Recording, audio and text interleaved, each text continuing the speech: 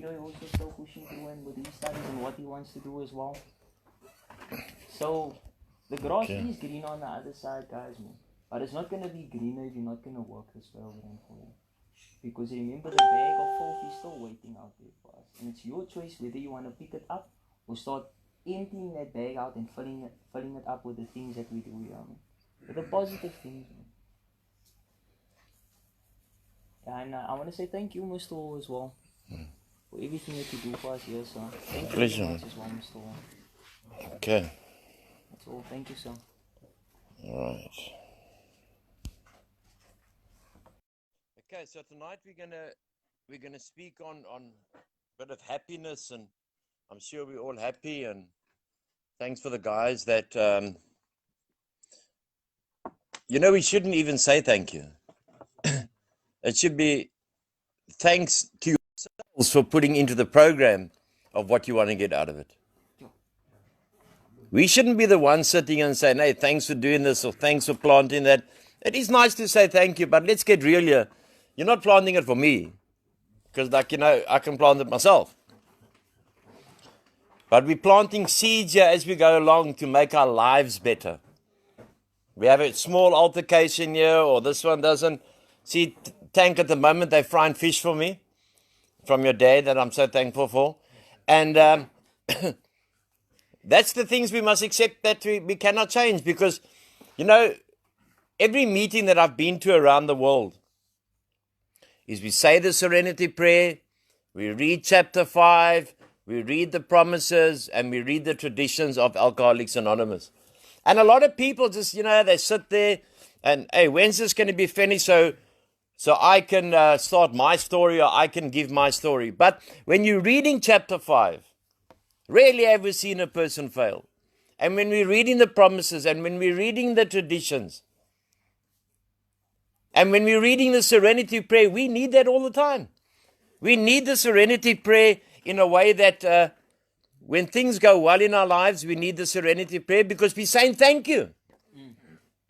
And when things aren't going well in our lives, we go back to God and we say, hey, God, let me accept the things I cannot change. And it's difficult because to accept the things you cannot change in certain circumstances, and I've always mentioned this, is very difficult because to accept the things that I cannot change, if I got a phone call now, Lincoln, and it said, your mother is dead, do you think I'm going to say the Serenity Prayer? I hope deep down I'm going to say the Serenity Prayer, but I can't give you a guarantee I'm going to say the Serenity Prayer. It's the same as if we go to a drug dealer and we've been sober for a while and we get to the dealer and we've got the phone in the left hand and we've got the kroon in the right hand and we decide, okay, do I phone my sponsor? Do I phone Angus or do I phone Graham? Because Graham's always on his phone. Or do I phone AD? Do I phone Mr. Hall? Or do I go and buy that packet of tick? And then afterwards, when the shit hits the fan, then I say to myself, why didn't I pick up the phone and phone first? A lot of times we get ourselves into situations where we ask ourselves, once we've done it, and I'm a kind of guy, if you're going to relapse big, man. Go to town. Spend all your money. Drink as much as you can, obviously with the lockdown now, because we've got a president that doesn't know the difference between his arse or his elbow, that there is no alcohol here. But it's the same with the cigarettes. You're depriving a lot of people that are mentally ill. And we know mentally ill people smoke one cigarette after another. That's been taken away from them. It's been taken away from maybe a 70-year-old man and his wife who enjoy a whiskey and they enjoy a cigarette after dinner. Why must they be punished? And we not being punished. They do nothing illegal. But we've all done something here illegal. Because anytime you went to a merchant and got the drugs, there but for the grace of God, some of us were caught and some of us weren't caught. But the gates of the prison cells and the prison of Paulsmoor are open for all of us. We can't tempt fate. We get to a point we tempt fate and we say, you know what? No, I'll get away with this time. I'll get away with it this time. And eventually you're going to get nailed. and then you go through a whole different traumatic experience. So what I'm going to talk about here quickly is, I don't think happiness or unhappiness is the point. How do we meet the problems that we face every day? Carl, if you can't pay your maintenance, my brother, it will add up in your head and add up in your head and add up in your head. And most times then it comes through, because maybe God takes us to the point, where's your faith, son? When are you going to give up on me? And then comes through a deal, and you've conned someone into paying you for doing his taxes, because you're a con, my brother. But we love you. But how many times do we give up 5 minutes before the miracle? We say, don't give up 5 minutes before the miracle. We don't know when the miracle is going to happen. We don't know when we're going to get something, like in this house at the moment. This house is blessed with so much food, I could leave tank here for 4 years and you will never need another thing to eat. Hey, thank you, baby. There is so much food here, and I start worrying to myself, and I say, I hope nothing goes off. Because when you've been on the streets and you've been hungry, you don't like wastage.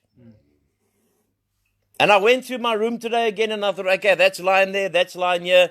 Leroy, let's move this away.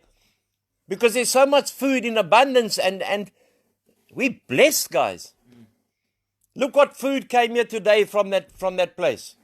Look at the food and people mustn't bring here food for a while, because we're giving away food. So we can bless Kurt. He can go home and give a bit of food to his family. So we can bless people. I think when people come in here now, once we had it before, Graham, when we got all those eggs, everyone who came in here went home with a tray of fucking eggs. So they never went to go buy eggs, Brian.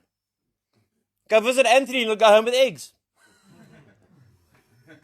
You know, they just stay long enough, Mike, and then they say, okay, I'll say, okay, here's a tray of eggs. Okay, cheers, Anthony, thanks a lot, man.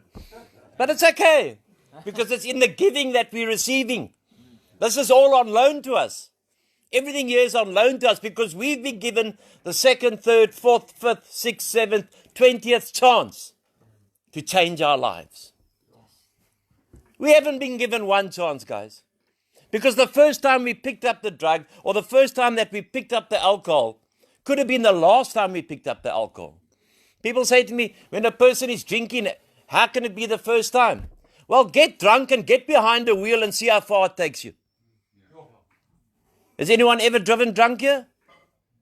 Okay, you should have all been in jail with me. Hey, we could have all shared a cell. But for the grace of God, we did not get caught. But others got caught for us. Our brothers and sisters, and I'm not talking about brothers and sisters on the bloodline, a lot of them had to die so we could live. A lot of addicts have died so Anthony can live. Because I took that and I thought, oh, hold it, and mine was my nephew. But I've buried a lot of people in this business. I've been to a lot of funerals of addicts. I've spoken at a lot of funerals of addicts. And when I speak there, Tim, I'm speaking and telling the people that what you're bearing now is not a bad person. This is an ill man, an ill woman. I remember the one where in Edgemead, it was massive. People were outside, there were speakers, and I spoke, and it even brought me to tears. Because people speak in judgmentalness of the addict. That word should be thrown out. I don't even know if it's in the Oxford Dictionary, because I only got a standard 7. That word should be thrown out. We suffer from the illness of substance abuse. It's an illness that we suffer from. But if we're going to be allowed to be labeled, hey, you're an addict, you're an addict, you're an addict. But then what happens, Angie, if someone dies and they're famous, like Lincoln, for instance. Front page of the newspapers. Amy Winehouse dies, or whoever, bless her soul, they die, front page. If something happens to us, and our children, and our brothers and sisters, there's another drug addict gone. Because the perception of what people out there think of us, we mustn't be mistaken. The stigma has not been removed yet. The stigma has not been removed. People don't walk past and say, hey, I'm so congratulations. They'll walk past you while you are doing well.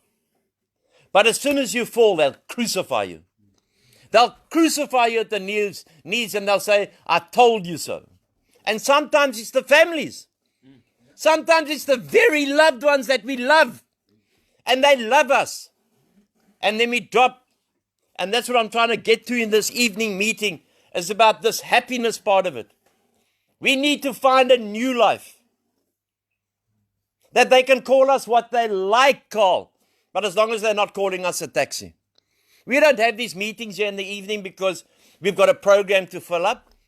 We've got our own program. This is our farm. We do here what we want to do here as long as we do it according to the law. And a lot of people who run away from this farm cannot take the presence of the Holy Spirit. Even when we're not even doing church. They cannot take the presence of the Holy Spirit. We've seen it here, we've heard it here, we've checked it out here, and people just go on their own little merry way. Okay, so happiness and unhappiness is the point. How do we meet the problems we face? Do we go, get a problem and say, okay, well, I can't handle this problem now. Like when you left, Michael. You go straight from the lions, then you go into, what other animal is there? Tiger, okay, tiger. I used to have a tiger. Yeah, I had a tiger. Yes, Mr. Unlimited tiger. It was called Tiger Brands Jungle Oats. Used to make me feel like a tiger in the morning. But that's only when I could eat. Because for so many years I could not eat. The last thing you bring a drunk in the morning, while he's still got the beer gurgling between his false teeth, is food. So you jump from the lion to the tiger. And the chances are you're going to get eaten up by both are great. But because the insanity of the mind, we haven't worked that through yet. The insanity of the mind says, take the chance. How many of us have crossed the road? Hey, Cody? We've crossed the road and we're saying, should I make it? Shouldn't I make it? Will I make it? Will I make it? Because I want to get to the bank. Or there's a nice pretty girl standing across the road and you want to see her from all angles. And there's cars coming and screaming, should I take it or shouldn't I take the gap? That's playing with our lives. It's the same as what we are doing here. When we are drugging, we virtually playing Russian roulette. Eventually, one of those bullets are going to be in the chamber to go through your head. You can't pull a revolver 6 times and expect nothing to go off. We had a guy here that his biggest thing was he was sitting next to a bra one day, Indian oak. And a very nice guy. Nice guy. I liked him a lot. Huh? Okay, he was a bit, he had a bad batch, but he was a good oak from Durban. And he spoke about the time they were smoking their crap up in Durban and the gun came around and he pulled and it didn't go off. And he gave it to his friend next door, and he pulled, and his blood and his brains splat out against the ceiling. That's us, guys. That's us, guys, when we are going to take, in today's economic climate, we don't know what is going into that drug. We haven't sent it to analysis to say, okay, well, A, B, C, D, E, F. There's more poison going into the drug now because the market is getting tight. The drug addicts are getting tighter, so they have to chop up their stuff in order for more people to survive. You get the people angry there in Wellington that smokle for the pot. Now they take a small bit and they make it bigger. They don't tell you when you come and buy there, listen here, or when you order at the restaurant, how would you like your steak, sir? No, I'd like it medium rare. Yeah, he's a net a pakkie, my bro, he's a 20 rand. Hey, Angie? They don't give you the ingredients.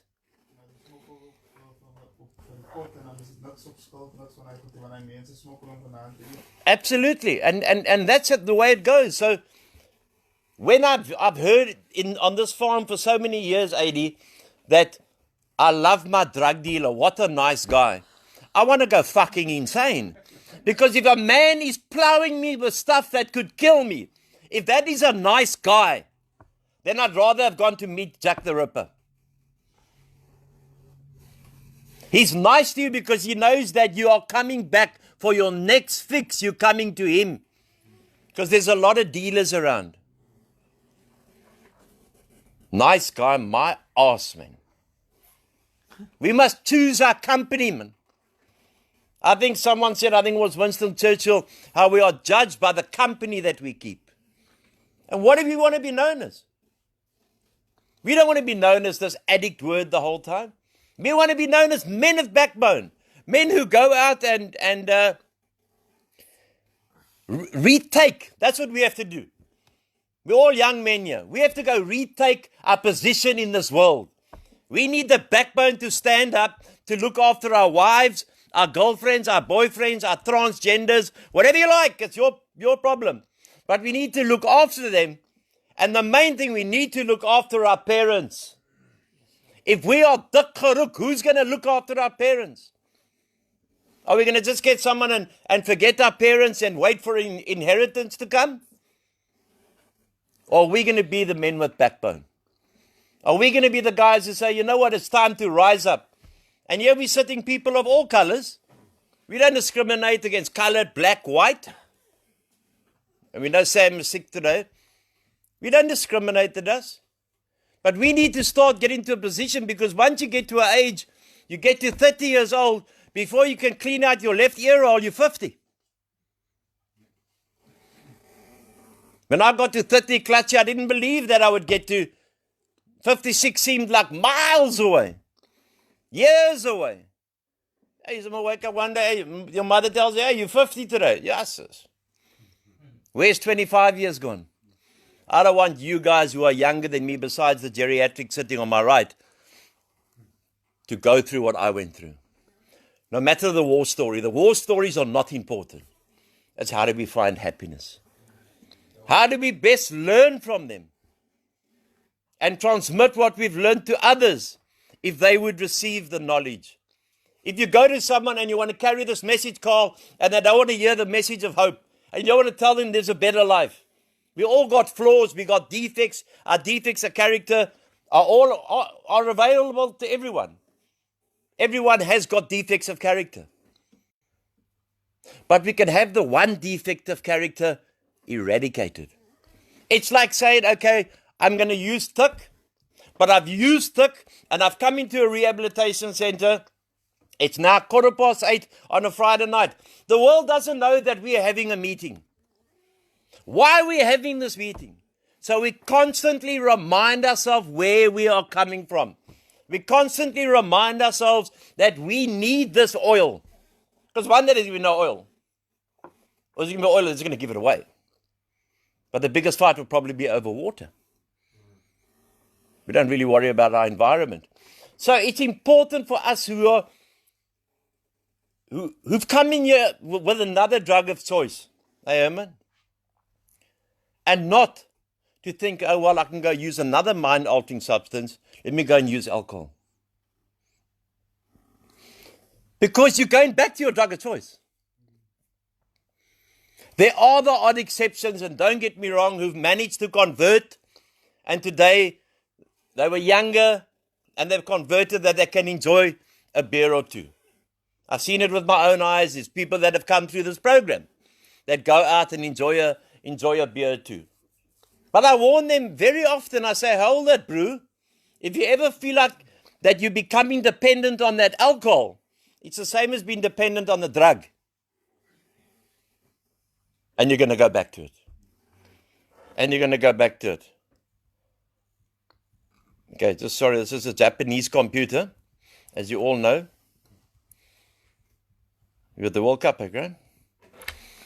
In my search to be happy, this is a guy writing now, and he says, I changed jobs. How many of us have changed jobs? They used to call it geographical. So I've got shit in Cape Town.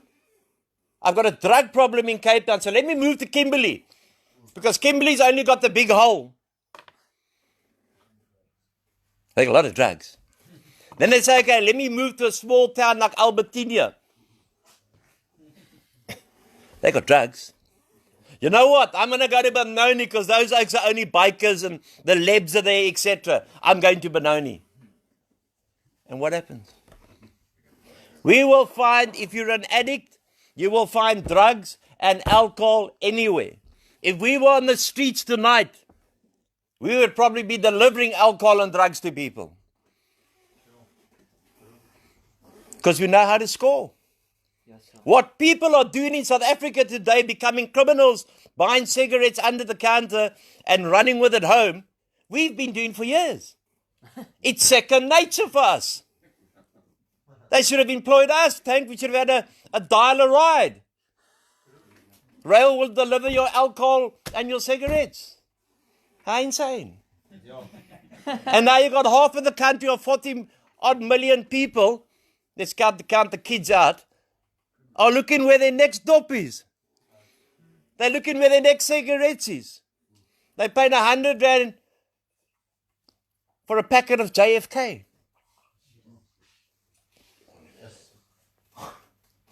That's insanity. But we know the corner, so let's use the goodness.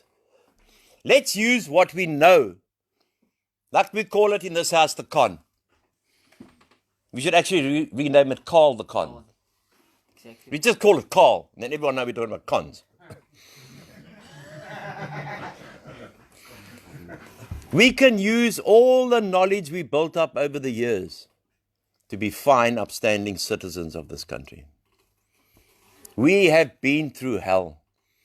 And they say when you're going through hell, keep going. Keep going. You're going to get to that point of serenity. Serenity is what we talk about, peace. God grant me the serenity. God grant me the peace. The peace for another life. Even though we're sitting here 20 past 8 in the evening, where would we be now during lockdown? Where would we be? Where would we? Some of us would be on the streets. I changed jobs. I got married and divorced. Who got married and divorced here? Okay, I also got married and divorced a couple of times. Nothing wrong with that, huh? Sad. That's sad. I took geographical courses. Like I said, we go from one place. We'll come to a small town like Worcester. No drugs in Worcester. God, you walk everywhere in Worcester, man. You get drugs. Okay, let's go further on. We go to the Doorns. There can't be drugs in the Doorns because that's such a small town. Remember, the drugs come to us. We don't go to the drugs. We don't go to the drugs. How many of us have ran ourselves into debt? Yes, sir. Hey? Yes. Debt, but we will still go to the merchant. Yeah. Debt, but we will still go to the bottle store, or we will still go to the hookers. Anyone here been to hookers? Yeah. Okay, that's everyone. It's like 30 people. Jeepers, he must have given them a good living. But that's our past, guys. We cannot hide the past. That's gone, that's over, because the hookers, the alcohol, the drugs, the gambling, they all form one. They all form one. They're part of the package deal that we get as addicts and alcoholics.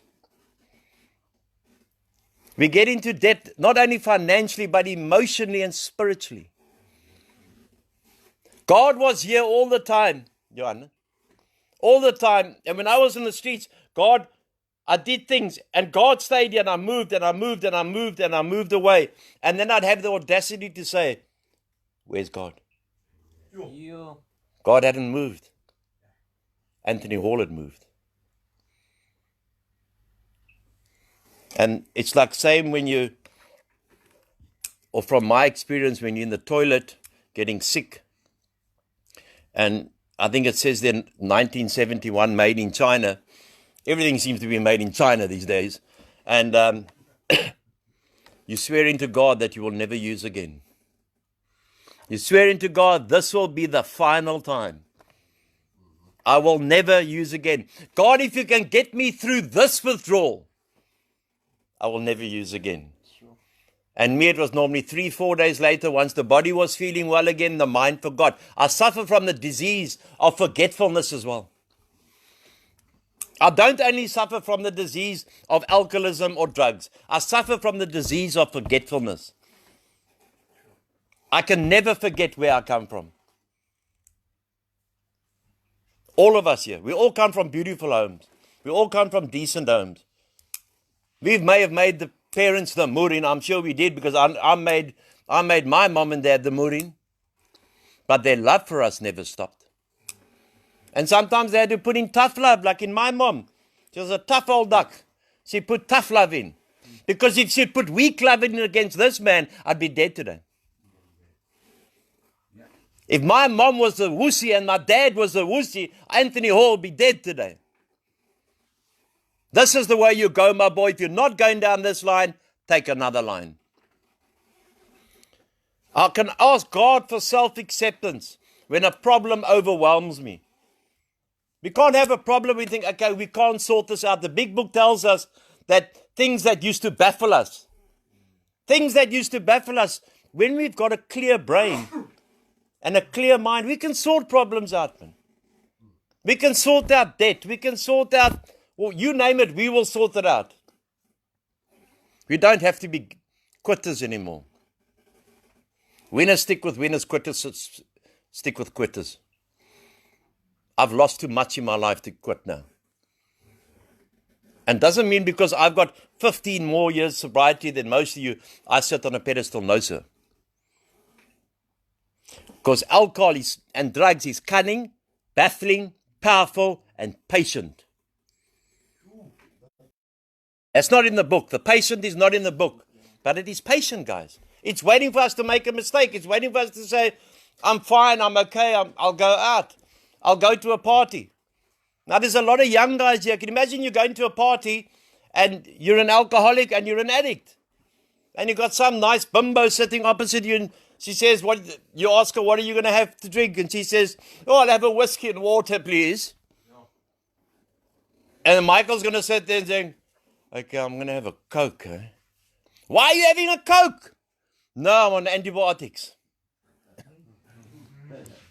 And the second time Michael takes the chick out, she asks the same thing. Michael, why are you having a Coke? I'm having a redose of antibiotics. You know what I mean? We have to be honest in our affairs, man. Because if the person who we're going out with doesn't accept who we are, they're not meant to be with us. Klaar. Anything you put above sobriety besides God, we lose. Remember that. We lose everything that we put above. We're happy when we're free. For most normal folks, alcoholism, drug addiction means release from care, boredom and worry. So you got all this shit in your life, so you pick up a drink. Then you pick up another drink. Hey, Tank? Yeah, I'm laughing here in 2 years, Mr. Yeah. Tank spoke to a girl and she said, how long you sober? He was only 6 months sober, not even that. And he says to her, 2 years. Tank didn't know the truth shall set you free. But it's a classic, Tank. It's cool. It's a classic. We will never forget it, Tank. So we need to be, we good people. But we have shown the world the bad side of us. We have shown mainly our loved ones the bad side of us. But we're good people. If we just had to stay sober and dependent on our spiritual condition. It's all dependent on our spiritual condition. You don't have to be a happy clappy or one of these Joel Osteens who have 40,000 rand audience because he wants $80,000 rand intake. You don't have to be that. We just have to trust God and know, hey, God's going to help me. And God is doing for me what I couldn't do for myself. God is doing for me what I couldn't do for myself. In the greater scheme of things, with us 30-odd people sitting here, if someone goes out and relapses, we'll say, hey, that's a shit one. But we have to look after ourselves first.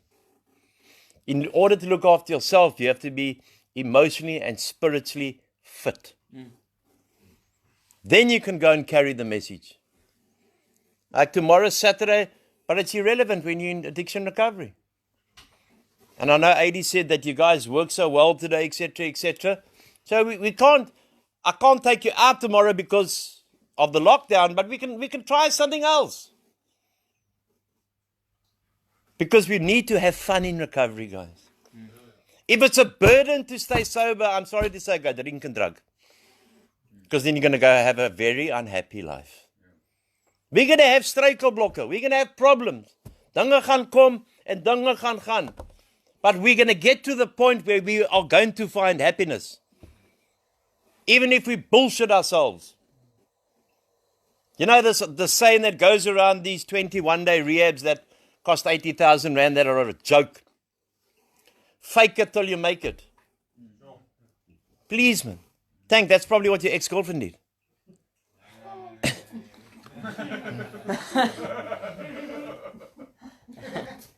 I love you, Tanky. It means joyous intimacy with friends and a feeling that life is good. That's the feeling that alcohol and drugs gives us. Then we get into bed with a woman and we think we're Al Capone. We think we're the Casanova kid. Even Brian does at 70. But we wake up in the morning and we can't even remember her name. Whilst he's looking for her false teeth.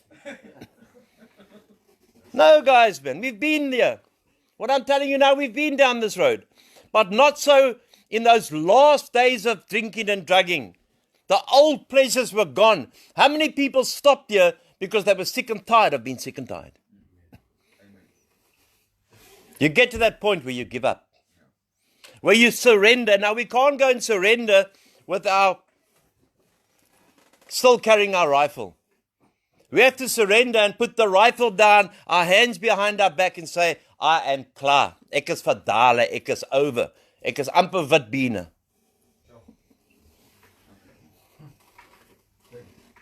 There was an instant yearning to enjoy life as we once did, and a heartbreaking delusion that some new miracle of control would enable us to do that. It's like the man who lost his legs. And that says it straight in the big book. And he thought he could grow new ones. We can't. Once we've gone over the invisible line of addiction, you cannot get back. Once you've gone over the line of addiction, the invisible line. Because one day you just get to the point and think, hey, this is enough. I've had enough. I can't anymore. Alcohol and drugs are killing me. Because alcohol and drugs, while we are using, people come in here. Sorry, I always find this quite fascinating. Mr. Hall, I don't eat cauliflower. How long have you been putting heroin in your veins? 15 years, Mr. Hall. Okay, that's very nice. Couldn't we maybe have turned that around and said, let me eat cauliflower, but not put the stuff in my veins? And then after a while, when he gets hungry, he eats cauliflower. We had a dyslexic here. See, because we're cons. We're cons by nature, man. We've had to con to get our drug. We've had to con to get our money. We've had to con to go and scuttle. A guy comes in and he says, Mr. Hall, I can't write the evening diary. The diaries you write every night? I said, okay, my brother, leave it. I said, okay, I will use the con on this guy. They say his name was Johnny. You all got Johnny stories. And the one night we were sitting and I said, guys, just grab a piece of paper, and I took her off my scrapbook of paper. I said, write down your shopping list, because we used to go then shopping for everyone out there. Yes, Johnny writing a list, my brother, that you wouldn't know. You can't con a con, man. You can't con a con, and that's where it's important, especially with our new brother that is with us tonight. That is important to lead and make leaders. Rehabs, they want to make followers, and people want to say, well, I sponsor 5 people to recovery, and I look after 10 people, and I have coffee with 5 people a week. That's not leadership. You can't be a year sober and you want to guide people how to be sober. You can just be there and listen. Because it's a dangerous period of sobriety, that. I lost the desire to drink on the 28th of June 2005 completely. I was the lucky one. And then things happened in my life, which most of you know about. I'll tell my life story here sometime. There was always, and this was me, there was always one more attempt. One more attempt at destruction. It was like replaying 9/11. Let's take the aeroplanes out the building, and this time let's see if the aeroplanes are actually going to hit the building. Replaying it. Replaying the misery. We can't replay the misery, guys. One more time, I used to say, I'll get it right this time. I'll try and drink like a gentleman.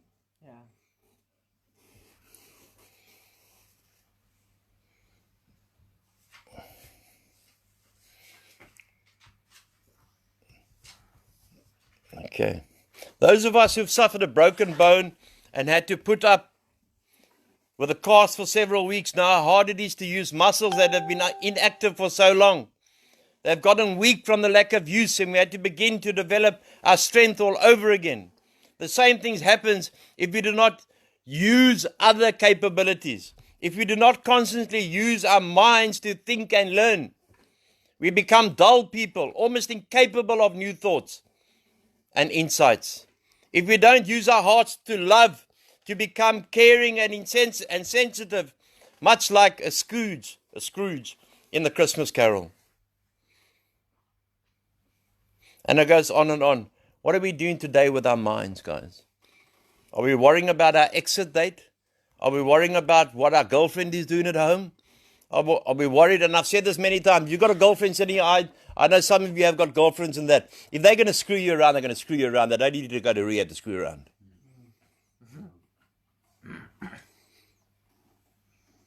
I don't think anyone's got a boyfriend here, have they? No. Okay, that's cool.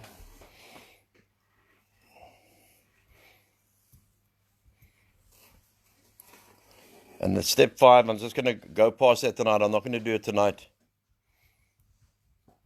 Sometimes we say we're getting our lives together, and a lot of people who come into recovery say, I want this, I want this, I want this. But as soon as they hit the wall of 3 months or they hit the wall of 6 months, now that wall is there for everyone, but it doesn't mean that you have to hit the wall. That wall gets used as an excuse. We can see who's hitting the wall. Because when you want to hit the wall, but you still want recovery, you're trying to get through that wall. To run around the wall and escape is the easy route. That's the easy route. So people want something, and we want a new life. We've come here, we haven't come here for anything else but a new life, that we can go and face the world without alcohol and drugs. We can go look the world square in the eye sober and say, you know what? I don't do that stuff anymore. But then we have to associate with people, our friends, our places, people, places, and things. If we don't take that out of our equation, we're gone. If you go to a barber shop long enough, you are guaranteed to get a haircut. If you sit in a slippery place, you're going to slip. It's inevitable, because what are we? That used to be our love. The bottle was my love. The bottle was my master. The bottle was everything. The bottle even had Christmas and New Year. And there were 2 bottles on the birthday. And we're talking about the drugs as well. It becomes something we love until it loves us. And when it loves us, it's busy killing us. It's busy killing us. Look what lengths we went to go and get money, to go and get drugs. The baggage that we talk about, I'm going to finish up now, guys, is that God is the greyhound driver and I'm the passenger. And the only baggage I need to take along today are the steps and the tools that we talk about here all the time. If you don't want to clean up our act, and we want to be dry drunk and still talk ourukaskap and talk scum stuff and talk like we're still in prison while we're in a rehabilitation center, please go back to prison. I've got no time for that. If you want to come sabela with me, we can sabela all night, AD. Does it make me a bigger man because I've got a norma 6 or 8 or 7? But people want to come into this rehab and they want to influence people.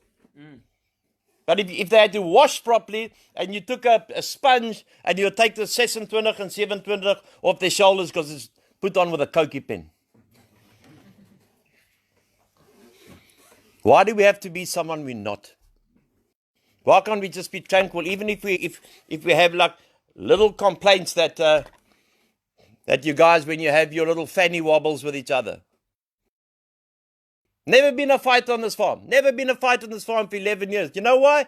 Because we don't allow the little pit that starts to become a pimple. Before that, it's cut out. It's cut off. And we need to be able to live together. We need each other in the greater scheme of things for our sobriety. But we walk alone. We walk alone with God. Like Liverpool says, you walk alone.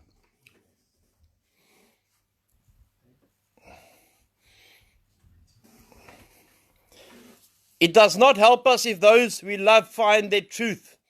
They cannot give it to us. How have we damaged our loved ones? And I'm talking from me as well. When I talk here, I'm talking in the third person because I'm talking about myself too. How did we damage our loved ones? Have we ever sat back and said how we screwed our mothers' lives, our fathers? Because I've sat back many times and I've had enough time in 15 years to reflect the way I screwed my mother, and I screwed my father, and I screwed my brothers, and I screwed my sister, and everyone else. Until I buried my nephew. This house was not made out of glory. This rehab was not started out of glory. The blood of my nephew. So the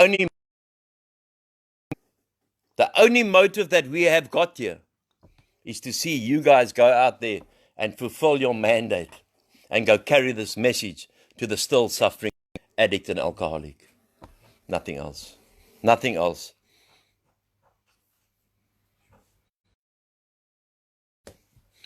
We may want to make it easier. We may nervously run to friends asking them to give us truth or make our discovery easier. They cannot.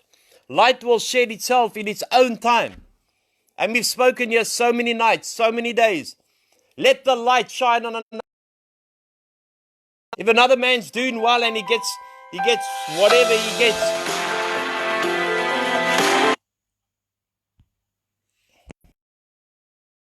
Light shine on another person. Us addicts have always been takers. We take hostages. We take anything that comes our way. We take and we take and we take. Isn't it the time that we opened up the hand and we start giving? Well, if Carl sells 15, whatever he does in his Conway, that is legal, and he gets something, let the sun shine on him. I used to be so like that. If my neighbor many years ago used to get a new car, he must be a drug dealer. He must have stolen from work. Instead of me going to the guy and saying, hold it, bro, congratulations. It's envy, jealousy, self-pity, run riot will lead us back to our drug of choice. It's like the woman, asking a woman the other day, someone asked a woman the other day, says, what type? An open one. And I thought to myself, how true. How true. That I'd use that poison to get me into the situation I was 15 years ago when I came off the streets.